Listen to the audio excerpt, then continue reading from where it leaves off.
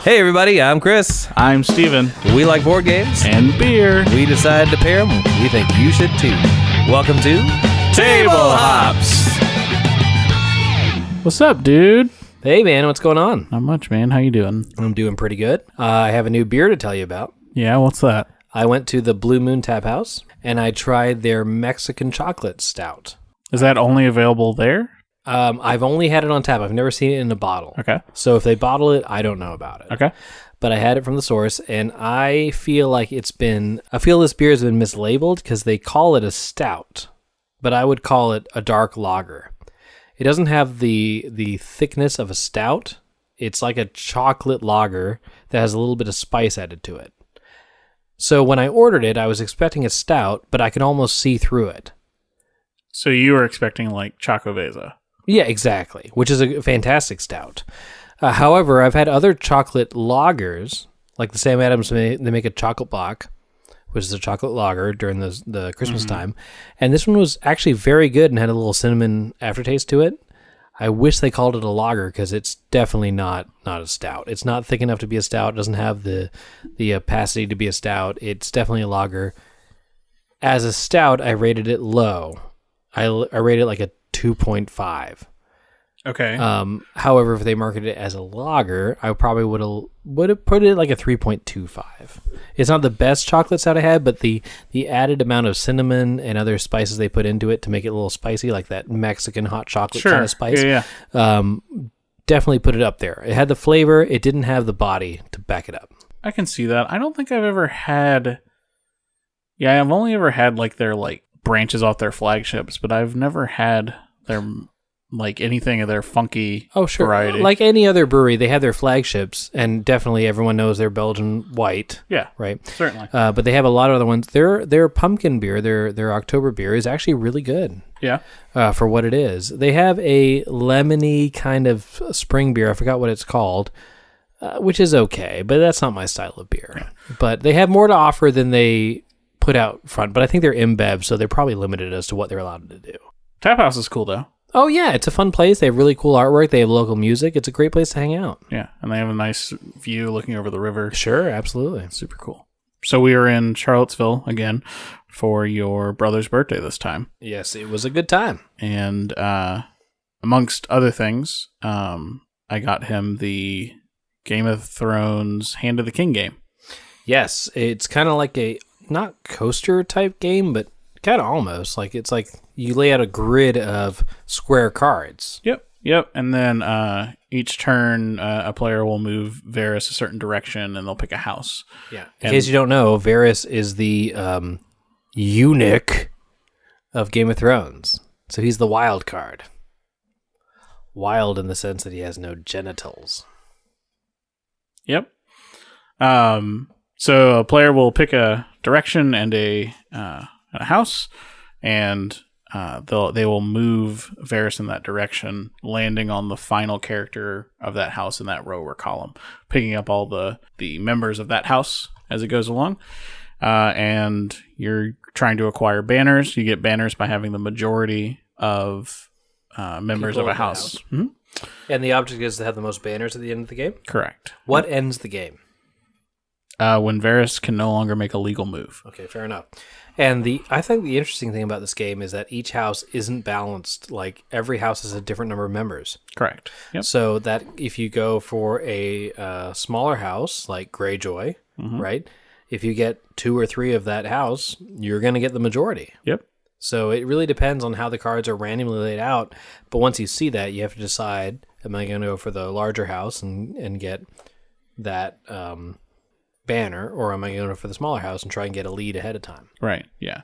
There's also these companion cards as well. So when you pick up the last card or the last member of a house, you get these companions that'll let you either kill off other members of other houses, or it may allow you to take another turn. And they're all a special ability. Mm-hmm. Yep. No. I know there is a three crow variant that's added, but I don't know what that is. Do you know what that is? Did you read ahead? Nope. Yep. So that might be something cool to check out later. Mm-hmm. I think this game is a fantastic bar game. I wouldn't go much past that, though. However, like when it comes to like games are to bring people together, right? So if you're at a random bar that you don't know anybody. Mhm. I've had many people come up and see what games I'm playing and be like, oh, it's a Game of Thrones based thing. I know who that is. It's a pop culture thing. Mm-hmm. And it's simple enough that anyone can join into this, Sure. right? And I feel like the game mechanics of it, I find are pretty fun. It reminds me a lot of Love Letter, like how they have different themes of Love Letter. You're just saying that this game could be rethemed as something else. As literally anything else. Sure. Yeah. It's not Love Letter at all. Let us be clear. No, it is not Okay. Love Letter. However, I feel like as Love Letter is a simple mechanic on a game, a card game, that can be themed to anything else, Correct. the grid-based layout of these square cards Yep. for Game of Thrones could be akin to any other fandom. Yeah. You could make a Doctor Who version of this game. Agreed. And it would be fine. Agreed. I like how it plays. It's fast, it's quick, the game takes no more than 50 minutes, and then someone else is in. Yep. Yeah. Agreed. I didn't like the game the whole lot. I think it was not too light. It's very simple, but that's It's- what I like about it. It's not. Well, don't get me wrong. Like I really enjoy light games, Sure. but I didn't the whole like Varys moving mechanic just didn't Didn't click with you. there was no like I understood it and like I understood like what was happening, but I didn't enjoy that mechanic. And that's literally the entire game is You moving just move Varys. You have no control over Yeah. anything else except for that one The card. companion things are neat, but they're not like They're not game changing. no. There's not just at a all. little wrench in the Not at all. in the pile. It's not. There's no like you know. It's not a deep game. It Not at doesn't. all, but that's not my problem with it. Okay. My- Your problem is your limitability. Like you have limited options. My problem is the ability. I'm fine with having one ability, right? Sure. But Like you don't like the one ability that like you have. Azul, right? Sure. You have one ability. Pick up a tile and place it. I would vote this on Board Game Geek a 6 out of 10. I would give it a 3 out of Okay, 10. fair enough. Yeah.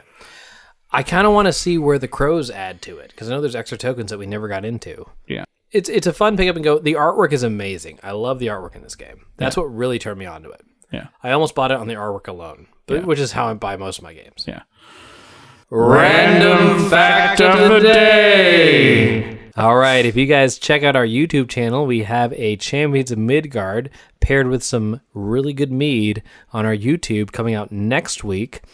But our random fact of the day comes about mead. Mead is where the term honeymoon came from. Because What's a honeymoon? So a honeymoon is after the bride and groom tie the knot at their marriage, they go on a honeymoon, a little private one-on-one encounter. And back in the day, the honeymoon. So mead is a honey-based wine/beer. And back in the day, back in the ancient times, they had a honeymoon where they drank honey wine for a full lunar cycle. And honey was supposed to be an aphrodisiac, so it was supposed to make the marriage more fertile, if you know what I mean. Make the marriage more fertile? It's supposed to make the coupling more fertile. I spaced out. I had no idea what a honeymoon was. I thought it was going to be like some sort of ancient thing. No, Steven. We still go on honeymoons nowadays. So that's our random fact of the day. Oh, we're doing that again. Fuck if I know. This is what we're trying. All right, so today's topic is on random beer and game jargon. I feel like a lot of our listeners may be new to both the beer or the game scene and may not know all the acronyms and random terminology that we come across. Yeah, without a doubt. I think, you know, even ourselves, right? Like, you are much more in the beer scene than I am, and I am much more in the board game scene than you are.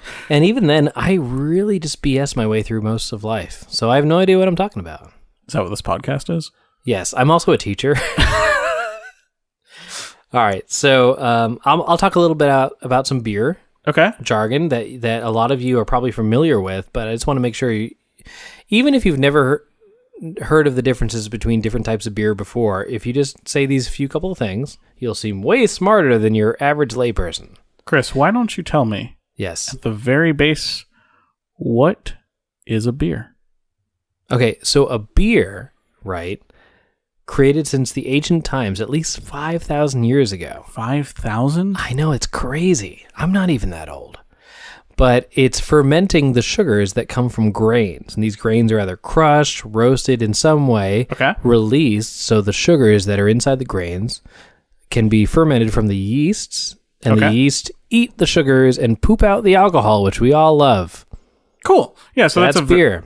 That's beer. That's at beer. the very base. Grains to yeast, specific strains of yeast. I'm not going to get into strains of yeast. Sure. Yeah, but yeah. yeast in general eats the sugar, poops out the alcohol, and we all love their poop. So yeah, I think the main terminology, if you walk away with nothing else, is you need to understand the difference between an ale and a lager. Tell me more. Right. So lagers are actually more recent inventions. They weren't Okay. around till like the 1650s. Okay. Right. Ales are top fermented. So they're warmer fermented temperatures. Okay. Now, when I say warm, they're not like boiling. It's just like maybe 75 to maybe 79 degrees Fahrenheit. Compared to... A lager. Now, a lager is usually the more fall-y, chilly side. It's like the 50s, high 40s. Okay. Okay. And the lagers, which is what most people drink when they drink like a Heineken, a Bud Light, a Coors, that's going to be your lager. And they are a little sweeter and a little less spicy than most of your ales. Now, are lagers easier to produce? Actually, it depends on what you're going for. Lagers, their yeasts are a lot more fragile. Okay. At the lower temperatures. They're bottom fermenting. So the yeast sink to the bottom. Okay. And they sit there for a longer period of time. You're going to end up with a lighter beer with less alcohol content because the yeast at that temperature really just can't handle that amount of sugar. Sure. Yeah. Now, are there some mass-produced consumer ales? So you mentioned like Heineken, Bud Light. Oh, for sure. Those are all lagers. lagers. Blue Moon Okay. would count as an ale, Okay. right? It's technically a Belgian style. Sure. It's not a legit Belgian, but it's in that style. It uses the top fermenting warmer yeasts that float at the top when you're fermenting. So you're going to get that kind of lemony, almost light honey zest on the top of your beer. That would be a mass-produced ale. It's actually really tough right now because a lot of microbrews are being bought out by InBev and a lot of macro brews. It's tough to decide what's mass produced, what's not, because everything's bought out. Everything's another company. Everything's Disney. Disney it makes the ales and the lagers. So there's no like Sam Adams, right? All right. So Sam Adams, in my opinion, and again, I'm not a microbrewer, I've heard from many different sources from my beer tours that Sam Adams is as big as you can get and still be a microbrew. And everything less than Sam Adams' production amount counts as micro. Anything above it counts as macro. Okay. They are the line. Okay. Got it. Now, do they produce like Sam Adams, like their standard stock beer? Sure. Yeah. Is that a lager or an ale? They have their Boston Lager. Okay. Right, which is a very malty, thick lager. It's a great lager. It's fantastic. Yep. That is a good baseline for your lagers. If you're going for, I feel like I would start with something lighter, like maybe, like I mentioned, a Heineken, Okay. and then go from there to a Boston Lager. Okay. Anything America makes is bigger and heavier than anything else anyone else makes. Sure. It's just how America is. Okay. But non-ales are heavy. It's a weird, in general, I just want everyone to know that Okay. lagers are generally lighter and sweeter. Okay. Ales are generally heavier, and you can do more with them. And they're typically more bitter, right? Again, it can depend. Sure. It depends on the balance of malts to hops ratio. Sure. But you can do a lot more to an ale in terms of the amount of hops or the amount of malts or whatever flavoring you're adding compared to a lager. The lager just can't deal with a lot. Okay.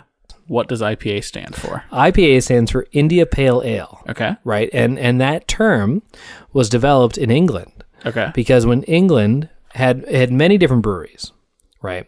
And they had to ship their beers from England to India when they had colonies in India. Sure. And there was different breweries that tried to figure out how they could make their beer still taste good once it arrived after the long journey. So the way they did it is they made some heavier, thicker beers with a lot more hops that at that point added a preservative factor. Okay. So they could make the full journey. And when they arrived, they just had a fuller flavor. They fermented in the bottle, and that developed their IPA, India Pale Ale. Okay. Cool. Now, when other countries and other different breweries call something a pale ale, it's technically the same thing, just a lighter version of it.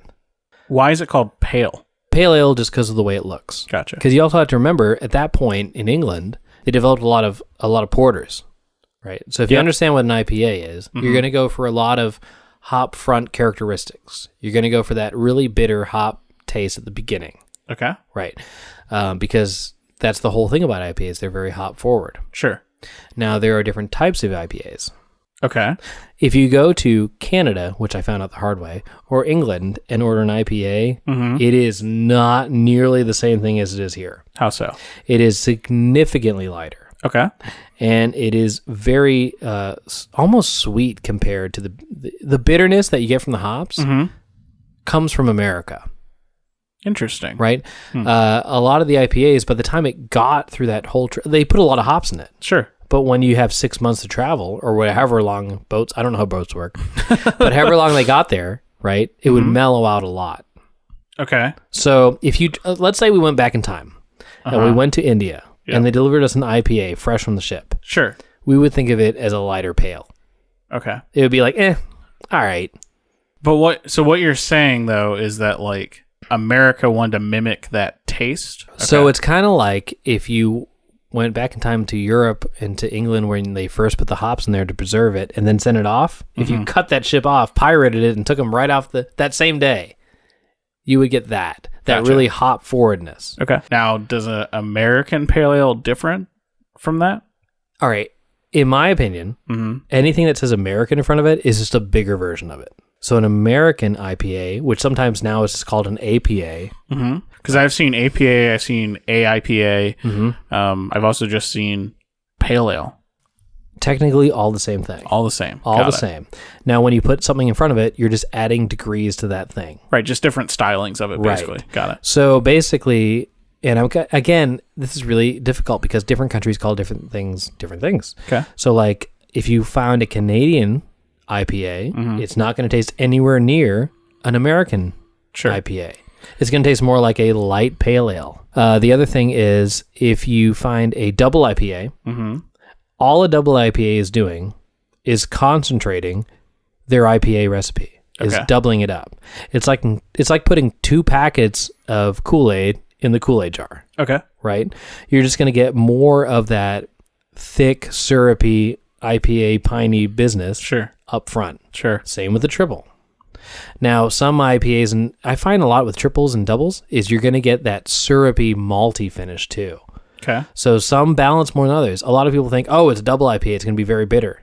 Might not be the case, but it's going to be thick and heavy no matter what. Right. And no matter how much, whenever you do, the more sugar you add, the more alcohol you're going to have. Got it. So I wouldn't count anything as a double IPA if it's less than an 8.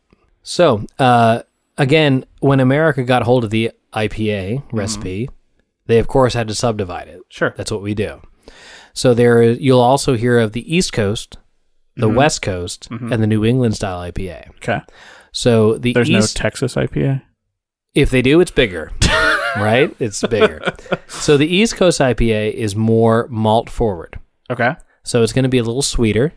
It's going to have less of the spice. The West Coast IPA, that's where you're going to get your piney note. And a lot of people think it's because that's just easier to harvest hops up there. Right. Farm-wise. I don't know how plants work, but I figure it's easier to make. Yeah. Now, what surprised me is New England IPA wasn't invented until 2010. Okay. And that was invented in Vermont. Okay. And the only difference they make is it's still an East Coast IPA technically, but they use really tropical floral noted hops. Those varietals of hops that are less piney, less spicy, more like mango taste, more lemony, more citrusy. Okay. And they throw them in there, and they usually don't filter them. So they're Interesting. hazy. Okay, yeah. So you end up with like an almost orange, juicy kind of IPA. Yeah.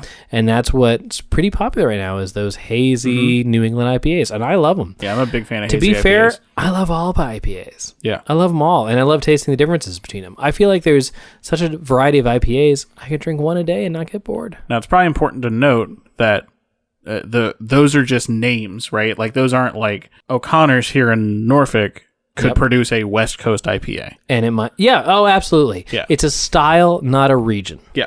The region may have originated there, but anyone can make it. Gotcha. It's a style. So what would be a good like starter IPA? Someone who's never had an IPA before, Sure. they want to go to their local grocery store and pick one up. What should they get?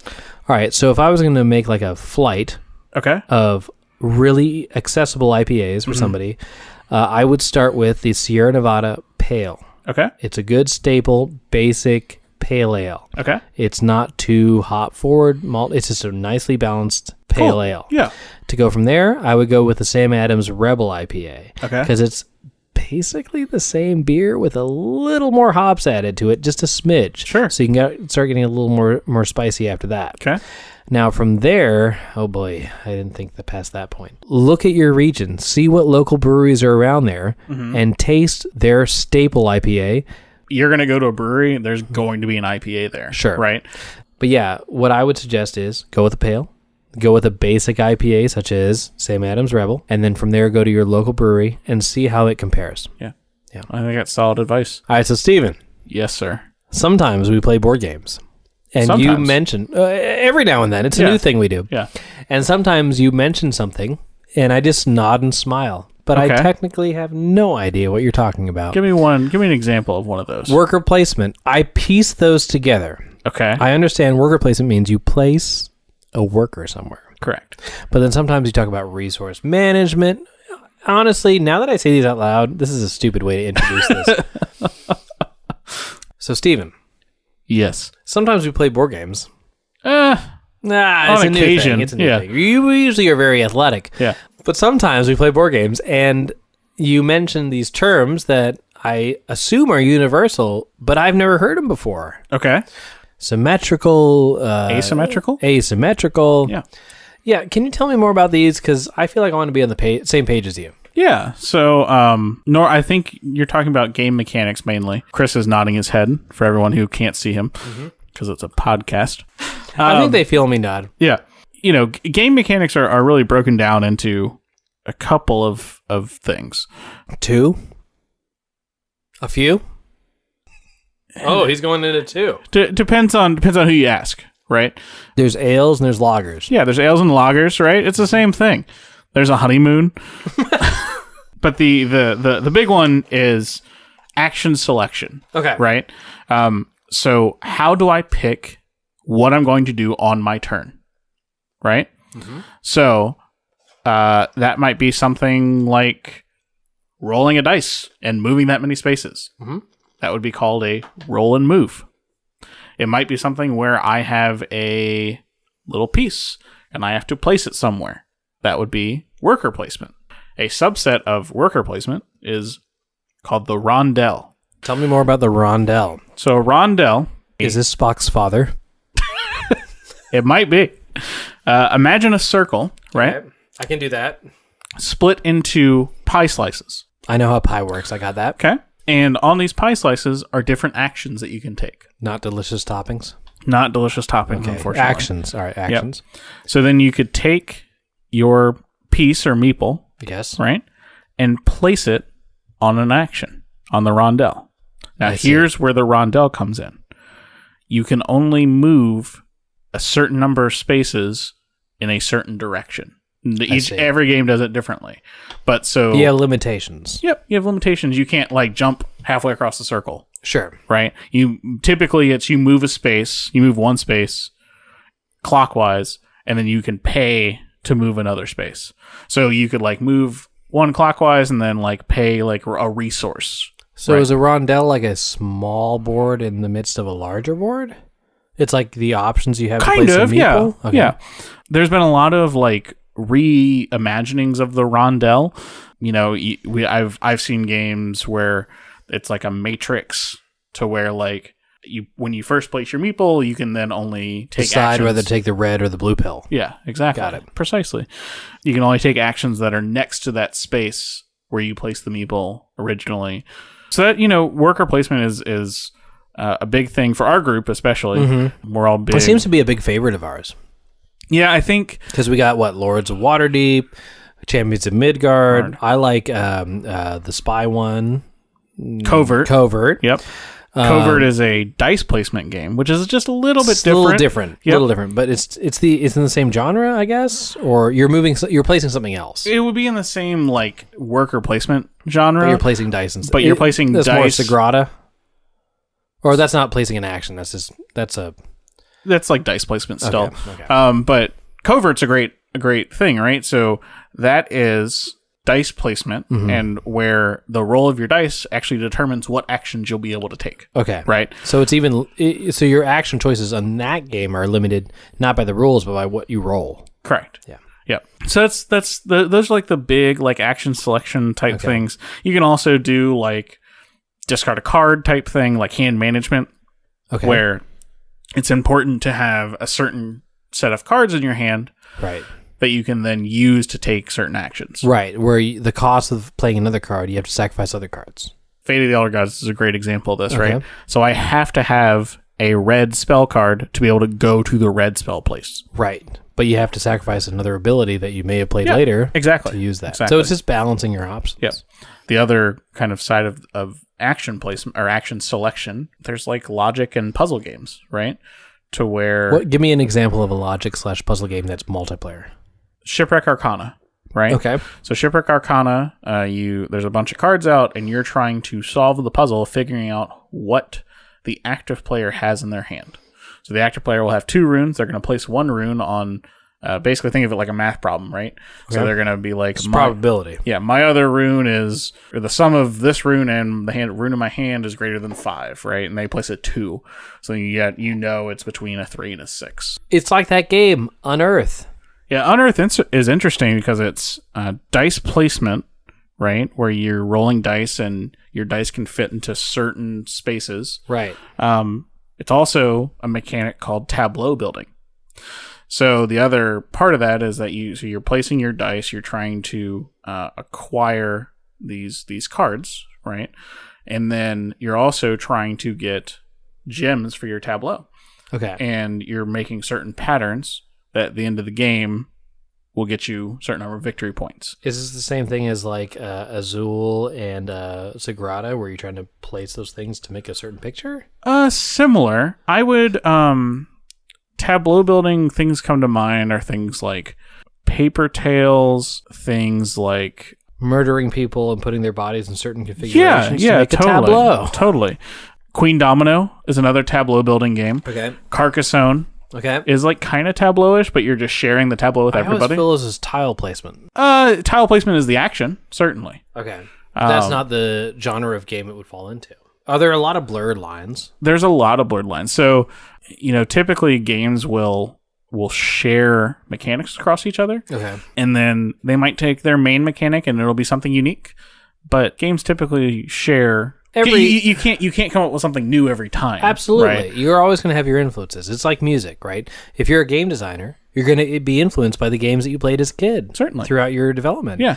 The things you liked and things you didn't like. And the other thing too is, right, like, there's a big problem now with war games, right? War games. So war games are things like Warhammer 40K. Is Risk the base war game? No. That doesn't even count. No. Risk is a area control game. I see. Okay, so there's a difference between area control and war. Yeah, war game is typically a 1v1 game Okay. where you have dudes in an a area. field. Yeah, Okay. they're not on a board, right? Okay. They're like Warhammer 40K. It's like war machines. Is it limited to miniatures type games? Typically, yeah. What about BattleTech? Is that a war game? Or is that more of like a death match? See, that's Is that a blurred line? that's tough, right? Because it's like Is it a more intimate type battle? I would consider it a light war game.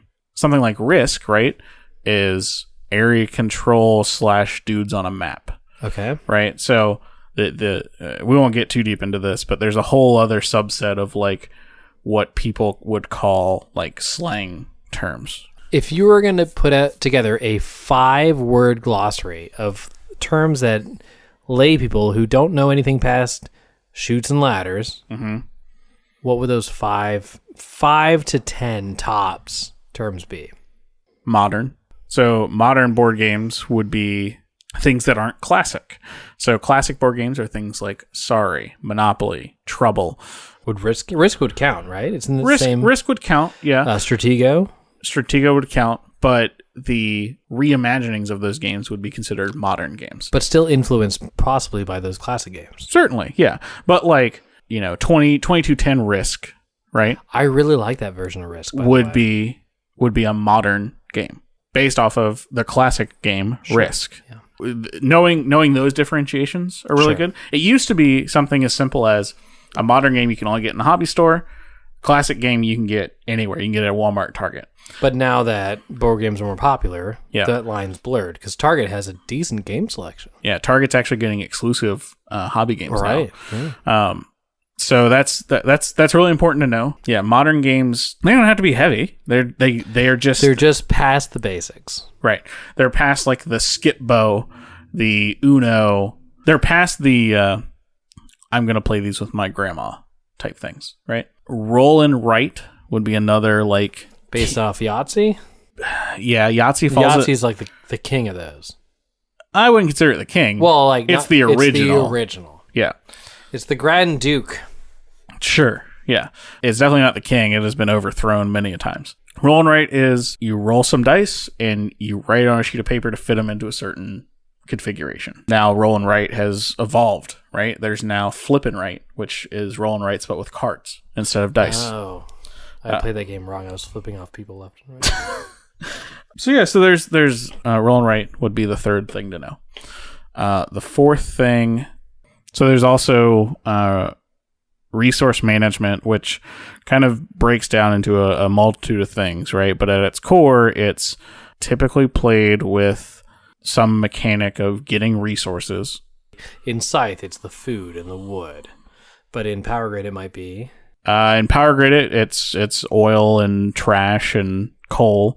In some games, it could be, gemstones. In like Splendor. Splendor's gemstones. In other games, it could be people and different types of people. Not to go too deep into it, but the other part of that is like typically resource management comes with some sort of economy. Certain resources will be more valuable than others, and throughout the game, players will typically manipulate the market in some, because you have to be able to buy and sell something. Oh, sure. There has to be something that has a supply and demand. Right. For example, there's this game called Container. Okay. Right. Kind of a simple card game, but you are buying and selling containers, right? Like shipping containers? Exactly. Yep. Okay. And you want your goal, right, at the end of the game is to have the most money. Yes. But you get bonus money for having whatever your hidden color is. So it doesn't matter what's in the containers. You're trying to match colors. Yeah. So imagine that the shipping containers are the resource, right? I see. And you're buying and selling. So you want to buy low and sell high. The problem is that, as in real life, right, if you're filling up the container to sell it, you don't ship it. Somebody else will ship it for you. And then somebody else buys that container from the shipper. Oh. So there's this whole back and forth. Anywho, economy games thrive on resource management, but resource management does not need an economy to go with it. In Power Grid, for example, Sure. right? Coal's the cheapest. Coal's the cheapest. At first. But you need the most of it, right? And as more people buy up coal, it then becomes more expensive to procure coal. So that's a really good economy game? Correct. Exactly. Just like Mars Needs Mechanics.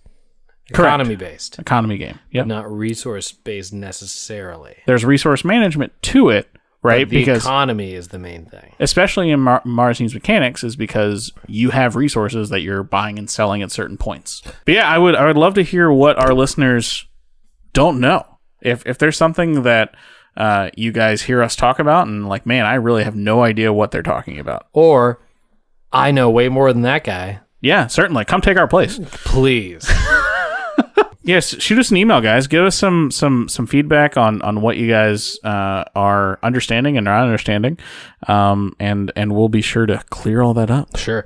And direct any of your questions either directly to our Facebook at Facebook/Tablehops Podcast or at our email at tablehopspodcast@gmail.com. Yep. One of us will answer you. Or neither. It'll probably be me. All right, so coming up, guys, we have some really cool videos coming up on YouTube. Yeah, so we have Champions of Midgard comes out next week. We pair that with the Vikings Blood Mead. Yeah, by Dangsmjod. It'll be interesting to see what our opinions are. Right, exactly. I think we're a little polar on this one.